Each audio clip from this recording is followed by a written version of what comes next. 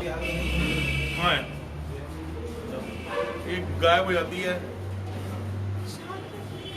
ओ हाय,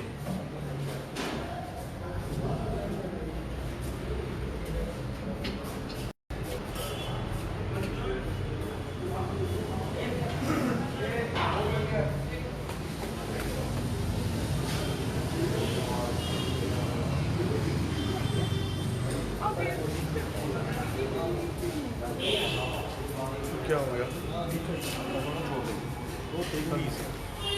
सही बात है।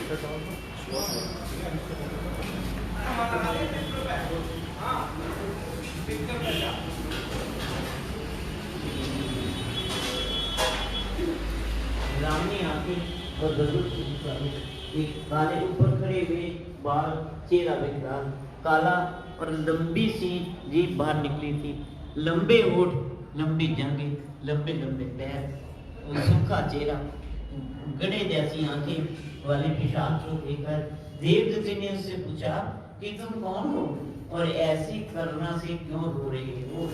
संत वो कृपा करते हैं, संतों के मन में किसी का दुख सहन नहीं हो सकता। कहने लगे तुम ना क्यों चिल्ला रहे हो, क्यों रो रहे हो?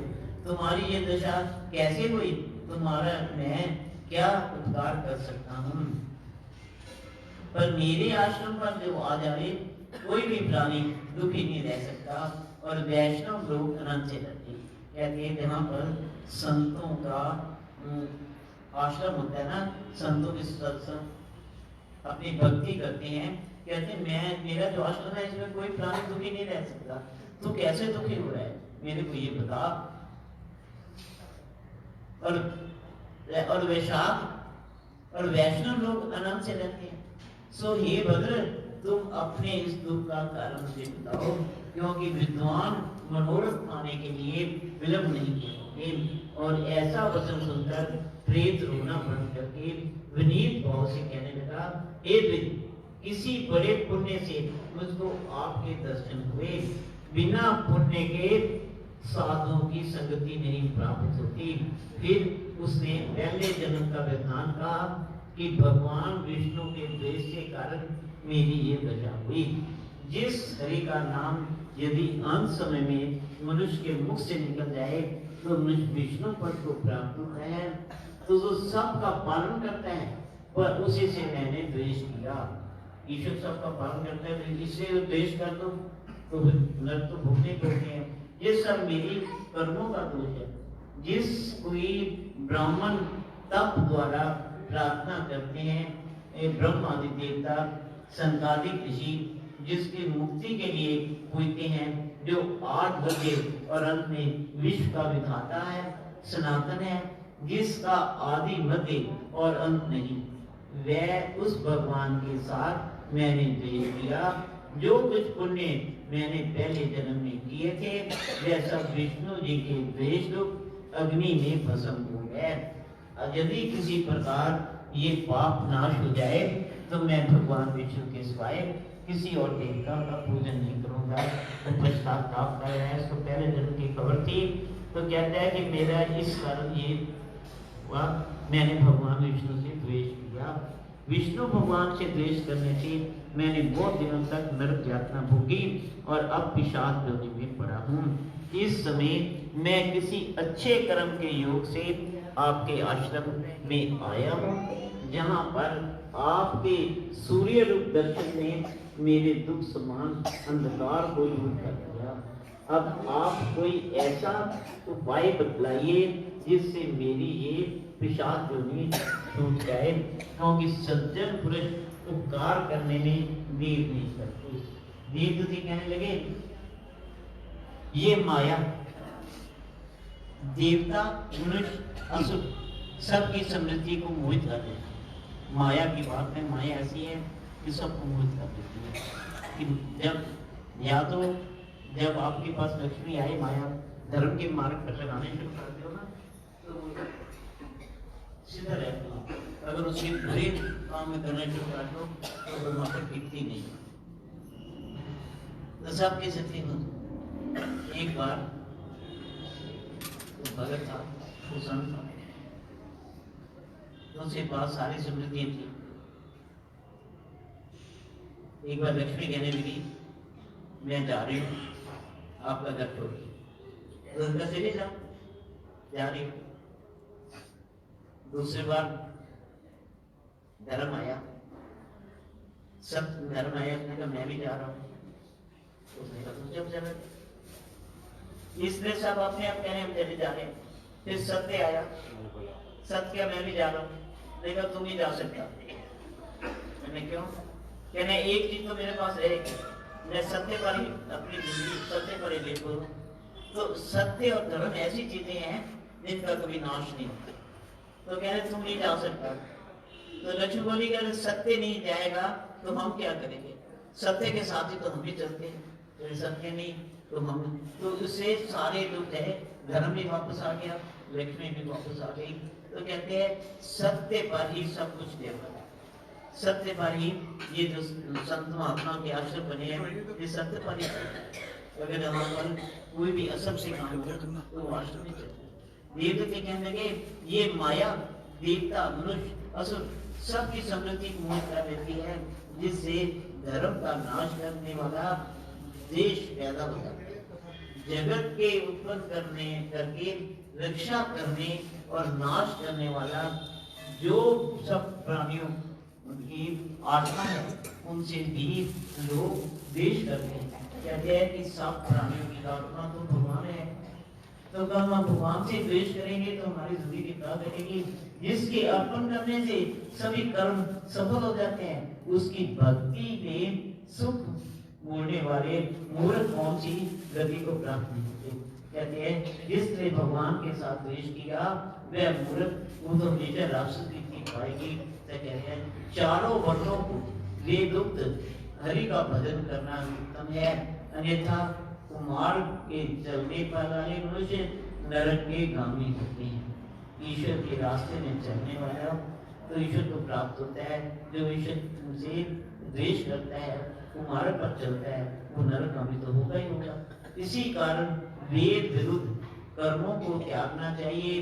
अपनी बुद्धि से बचे हुए धर्मों के मार्ग पर चलने से मनुष्य परलोक में भी के पथ पर लोग नाश चलने पर मनुष्य परलोक के पथ का भी नाश करते हैं। कहते हैं बुरे कर्म करने से ना अब परलोक का भी नाश, लोक का तो होता ही होता है, परलोक का भी नाश होता है। धर्म शुभ कर्म करने से लोग भी सुधरते हैं, परलोक भी सुधरते हैं। वे वेद देवता और ब्राह्मणों की निंदा करते हैं, तो कहते हैं जो वेद देवता और ब्राह्मणों की निंदा के झूठे मन कल्पित शास्त्रों को मानने वाले नरक हो जाते हैं। जो देव आदि देव विष्णु से मुक्त होने वाले ऐसे द्रविड़ देश का राजा नरक में गया। इस कारण इसकी निंदा नहीं करनी चाहिए। और वेद में और ना कही गई है क्रिया को भी नहीं करनी चाहिए। कहते हैं जो वेदों में जो धर्म के काम बताए गए हैं वो तो सत्य मानना चाहिए, उनका ये नहीं कहना ये झूठ है ये गलत है। तो कहती है कि लोमस जी कहने लगे ऐसा कहने से मुनि ने पिशाच को सुमार्ग बतलाया और माघ मास में तुम प्रयाग में जाकर स्नान करो, इससे तुम्हारी ये पिशाच जोनी समाप्त हो जाएगी। माघ मास की प्रयाग में स्नान करने से मनुष्य पहले जन्म के लिए सब पापों से मुक्त हो जाता है। वहां पर स्नान करने से मुक्ति प्राप्त होती है, इससे बढ़कर और कोई प्रायश्चित नहीं है। तो संत बता रहे हैं कि माघ का महीना है, माघ में जाकर माघ मास का स्नान करो। माघ के स्नान करने से तुम सब पापों से छूट जाओगे। संसार में ये मोक्ष और स्वर्ग का खुला हुआ द्वार है। गंगा और यमुना का संगम त्रिवेणी संसार में सबसे उत्तम तीर्थ है। तो माघ के महीने का स्नान, गंगा यमुना का स्नान ये पापों से मुक्ति दिलाने वाला है। इतना बड़ा महात्म माघ को कहते हैं। पाप रूपी बंधन से काटने के लिए ये कुल्हाड़ी है, करने के लिए ये कुल्हाड़ी बताई गई। और लकड़ी का काटती ना, इस कहते हैं पापों को भी काटती है। और कहाँ तो विष्णु सूर्य तेज गंगा यमुना का संगम, और कहाँ ये तुझ पाप रूपी दिन की रुकी। जैसे घने अंधकार को दूर करने वाला शरद का चंद्रमा चमकता है, उस तरह संगम में स्नान से मनुष्य पवित्र हो जाता है। तुमने गंगा यमुना के संगम में का वर्णन नहीं कर सकते, गंगा यमुना के संगम का वर्णन नहीं कर सकते, जिनके जल से एक बूंद के स्पर्श से केरल देश का ब्राह्मण मुक्त हुआ। ऋषि के ऐसे वचन सुनकर प्रेत के मन में अत्यंत शांति उत्पन्न हुई और मानो सब दुखों से छूट गया। प्रसन्नता से उसने विनय पूर्वक मुझसे पूछा, वो पूछेगा पेट योनि कैसे, वो भक्त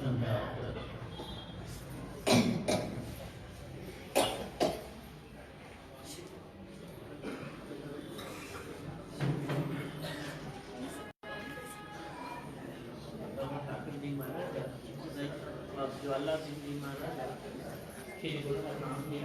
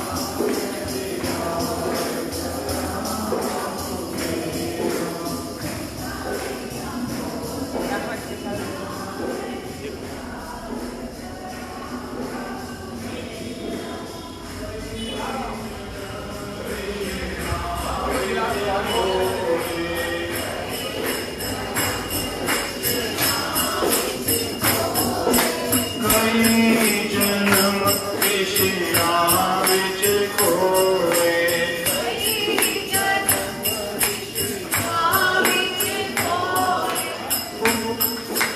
मन के मनोरथ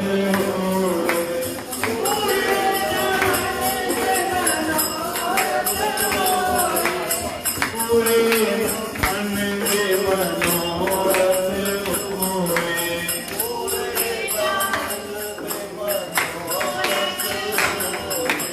रजिया नहीं मन मेरा